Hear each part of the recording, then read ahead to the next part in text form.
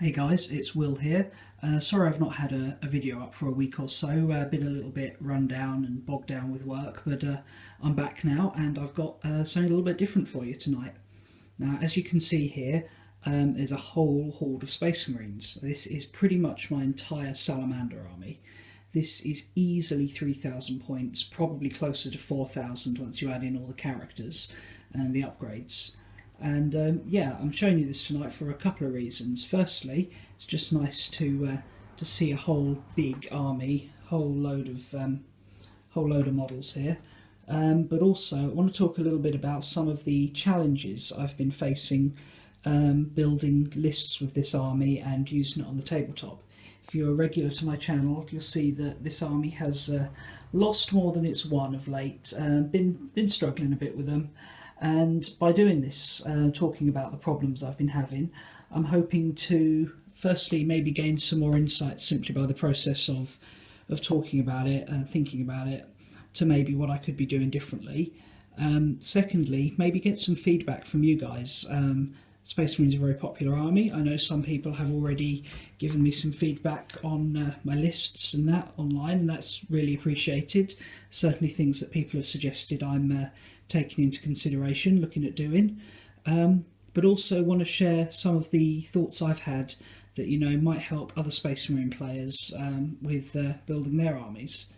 Now, the first thing you'll notice about this army is obviously it's Salamanders, and that's something I've always really liked. They're pretty much my favourite chapter. Really like the look.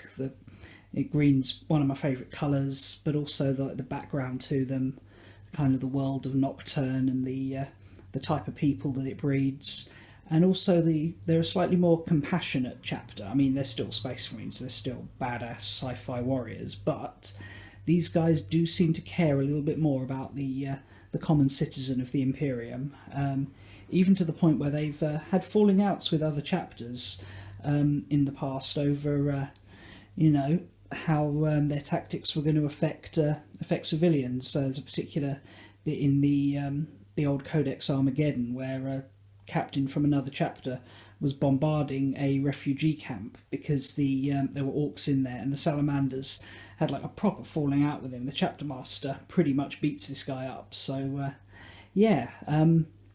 Anyway, that's enough about the Salamanders in general. There's much better places to hear about them than me. Let's have a look at this army.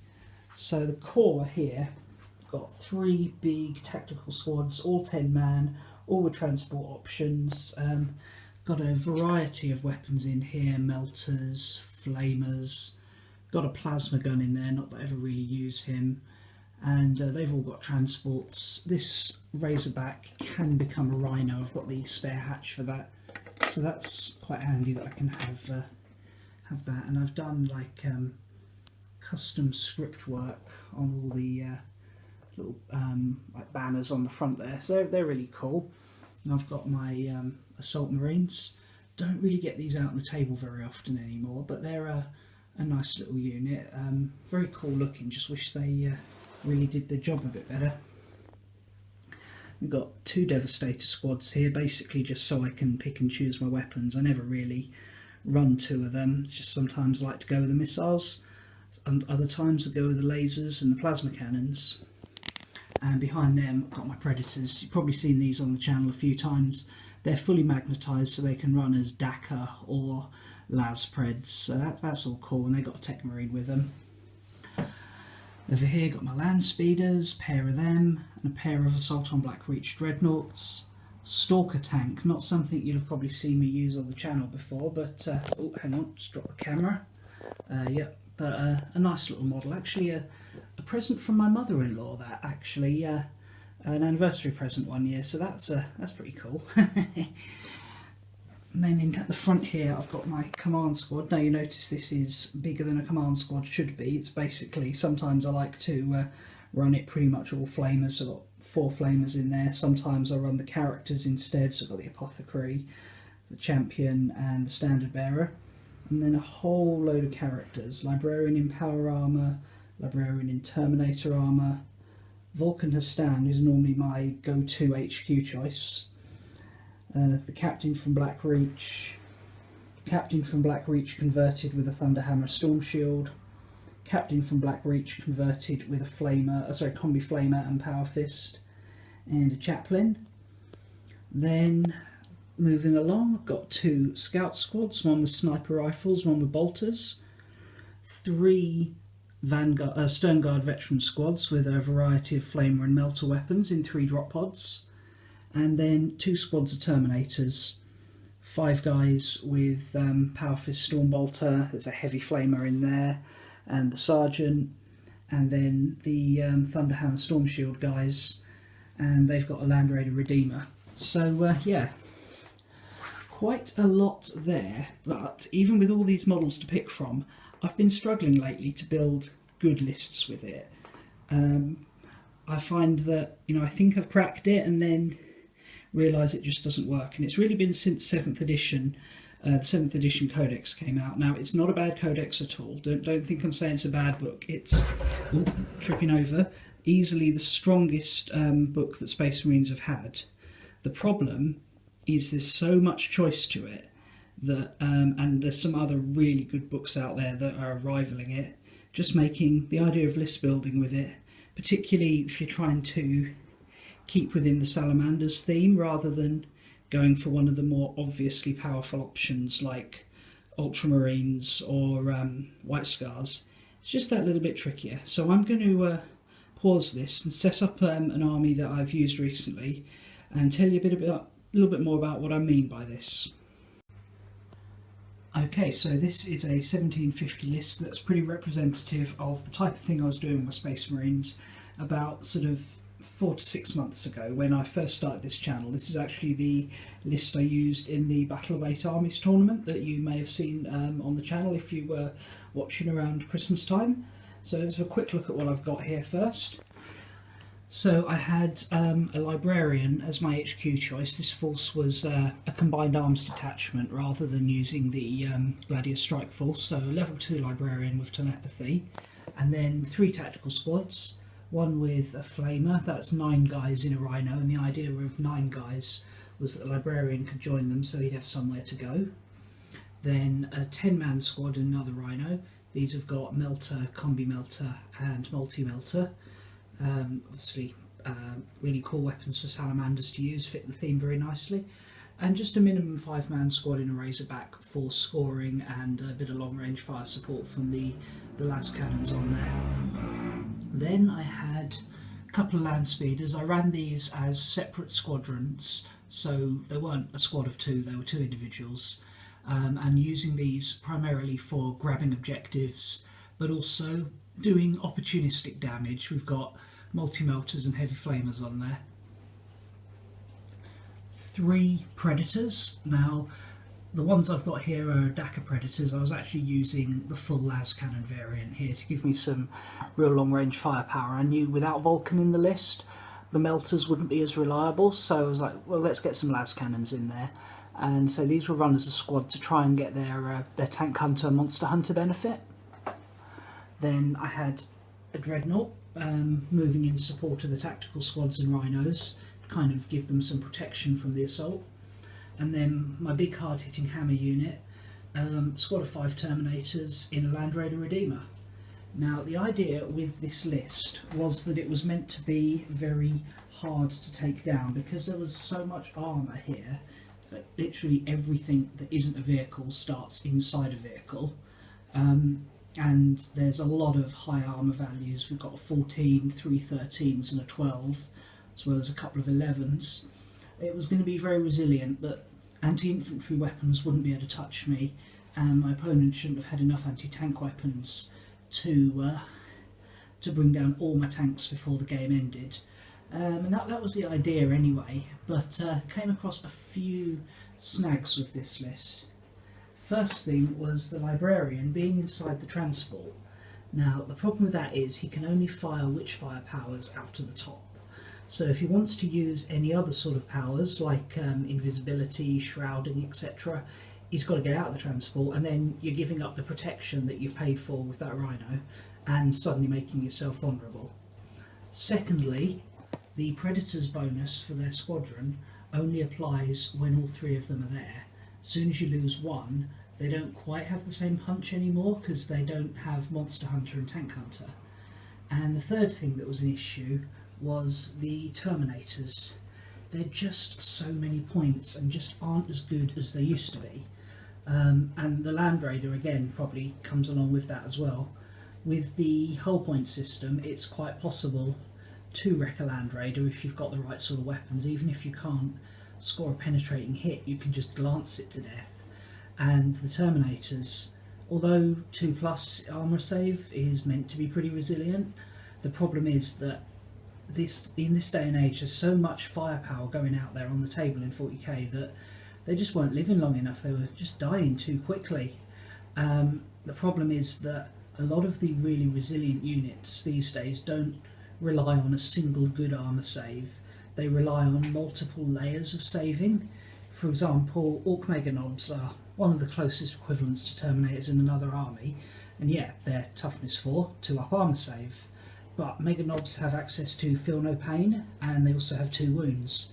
So when they do fail a save, there's a chance that they'll just ignore it, because, you know, who wouldn't run a Pain Boy in that squad? And secondly, they have 2 wounds, so you have to do twice as much damage to kill them. So yes, they are vulnerable to insta-death, but, you know, it tends to not be the high strength weapons that take out these guys, it's the volume of fire. And the Land Raider, 250 or 260 point armoured box. You can't just rely on it to transport these guys, you need to do some damage for that cost. And it's got a decent loadout of weapons, but they're, you know, a few bad rolls and it's just not doing enough. And yeah, this sort of block here that's on the screen now is 500 odd points, and it just doesn't pull its weight anymore. So yeah, not a terrible army. It wasn't bad to play, but it didn't have as much survivability as I projected, but also it didn't do enough damage. There's only 31 models here, and they're just not putting the output that I would have liked. One of the disadvantages of wanting to try a Librarian as my HQ is I couldn't use the Gladius Strike Force formation because you have to have a captain or a chaplain for your demi company. So I wasn't able to get the re-rolls from the chapter tactics, and yeah, just wasn't doing the damage that I needed to. But you know, it was a survivable list and I had fun with it. But with that lack of output, I thought I would change it up a bit, and so earlier this year I was trying a different sort of list. So those of you who've been on my channel recently will probably recognise this is the army I used against Sam in that game against his Orcs, where I really looked like I was winning and then lost horribly in the end. And as you can see, quite a few changes. First thing here is you see my Warlord has changed. Where I had a Librarian before, I've now got Vulcan Hastan. And as well as obviously just the fact Vulcan is really cool, is a really useful model in the army, part of the reason I've taken him is because he allows me to have a Gladius Strike Force, because he can be taken in place of the captain for the demi company. So that's what I've done with this army. It's a Gladius Strike Force. So I've got him as my captain, then my three tactical squads. This is 7 guys with a Flamer in a Rhino, 10 guys with a Flamer, Combi Flamer and Heavy Bolter in a Rhino, and over here 10 guys with a Melter Gun, Combi Melter and Multi-Melter in a Drop Pod. Then for my assault choice I had the pair of Land Speeders, this time running as a squad, and then I've got my Devastators up on the hill there with 4 missile launchers.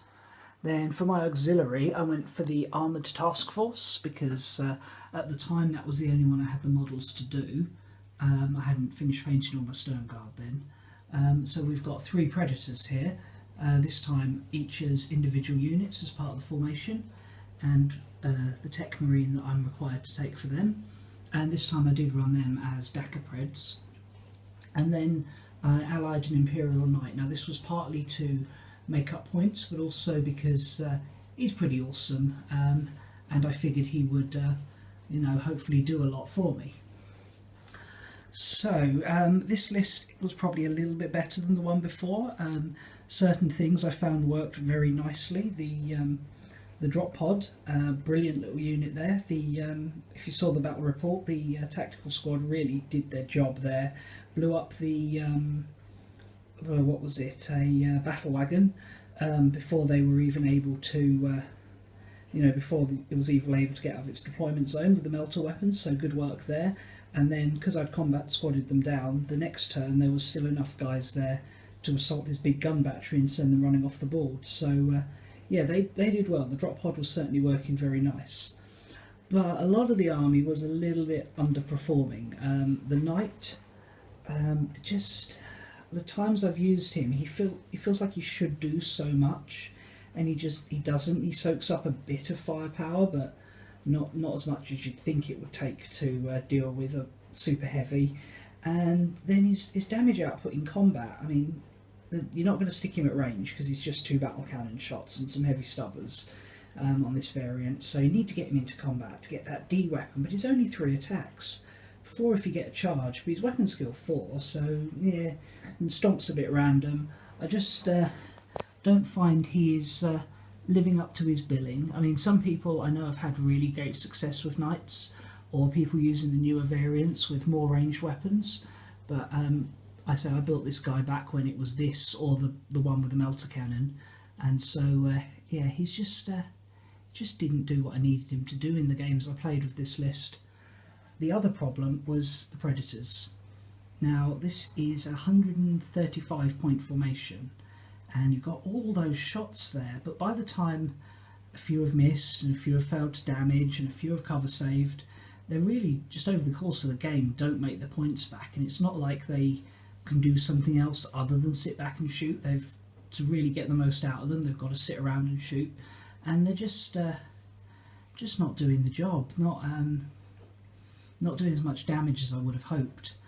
The tactical squads worked quite nicely with the ability to use the doctrines, because I'd taken the full Gladius force. They worked very nicely, and objectives secured on the land speeders was very useful as well. I mean, they could really do some work for me in securing objectives, and Vulcan giving me rerolls to the melter weapons contributed to this squad's success, and the land speeders doing extra damage as well. So again, not a terrible list, but some holes with it. The other problem I found was I've only actually got 5 melter weapons here, and one of them's a single shot, one of them snap fires most of the time, so I'm not getting bang for my buck with Vulcan, because his main thing is mastercrafted and all your melter weapons. If you've only got a small number of them, it's not making a big difference. And the other thing was I had a fairly limited number of units that actually had chapter tactics. I mean, it's really just the 3 tactical squads and the devastators that could benefit from that, which meant it was only them benefiting from the doctrines. And there are other things I could have taken that would have benefited more. So an improvement on the previous list, I think, and certainly put up a good fight, but still some problems I'd like to fix. And with that in mind, I've been working on a new list. Okay, so this is the list that I've been running most recently with my Salamanders. Once again, it's a Gladius strike force led by Vulcan. So there's him, and then he's got 3 tactical squads with him, as he must. 5 guys in a Razorback with a flamer. 10 guys in a Rhino with a melter, combi melter and multi-melter. And 10 guys in a Rhino with a flamer, combi flamer and heavy bolter. Then to round out the demi company, I've got the 2 land speeders again in a formation in a squadron, the devastators, and I brought along 2 dreadnoughts as well. These are again a squadron, part of the Gladius strike force and the demi company, with multi-melters. So we've already got more weapons there to benefit from Vulcan's melter rules, while keeping the strength that the Gladius strike force brings. Then my auxiliary this time, instead of the predators who weren't really pulling their weight, I've gone for a first company task force. So we've got 3 squads of Stern Guard veterans here. This one has 2 heavy flamers and a combi flamer. This one has 3 combi melters, and this one has 3 combi melters, and they're all in drop pods. So this time I've got a higher model count on the table. I've got more melter weapons, and I've got more weapons that can, or more models that can take advantage of chapter tactics, because chapter tactics here applies to everything apart from the drop pods, the rhinos, razorbacks, and land speeders. So all these stone guard can use the doctrines. The dreadnoughts can actually benefit from the doctrines now, and obviously the devastators and the tactical marines. So all in all, not a bad list. Basic idea here is that the drop pods slam down and start taking out the most threatening targets right from the start. Land speeders whiz around, claim objectives, take up targets of opportunity, and the dreadnoughts and the tanks move up, you know, relatively slowly, but not dawdling around, wanting to get in range, trying to sort of keep them all together so they work as a unit, as it were, so they can steamroller one part of the opponent's army before going on to the next, while the devastators just give general fire support.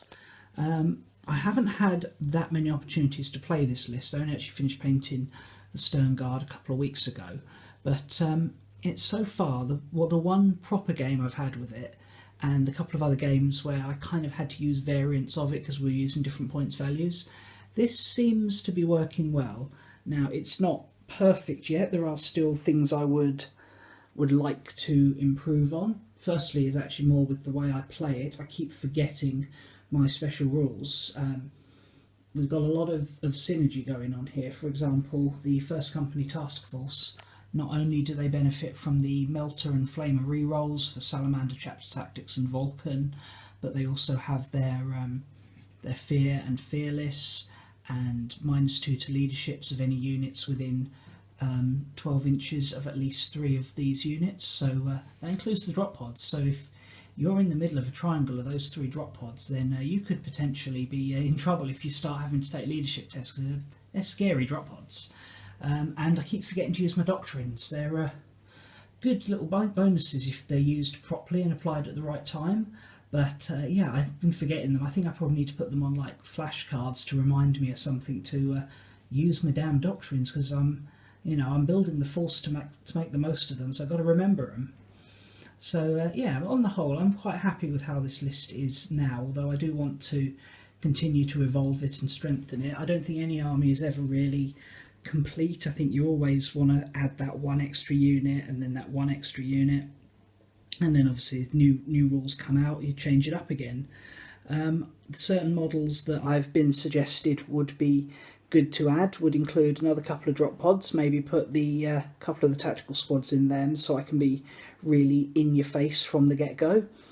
Also bikes. Now, bikes don't necessarily fit the Salamander theme, but I think a single squad wouldn't be a bad idea, particularly to get me a good platform to put grav weapons on, because that's one thing this list doesn't have any of, is grav weapons. So I'm thinking maybe a squad of 5 bikes with 2 grav guns and a combi grav, perhaps in place of one of the dreadnoughts and the land speeders. I could fit that in.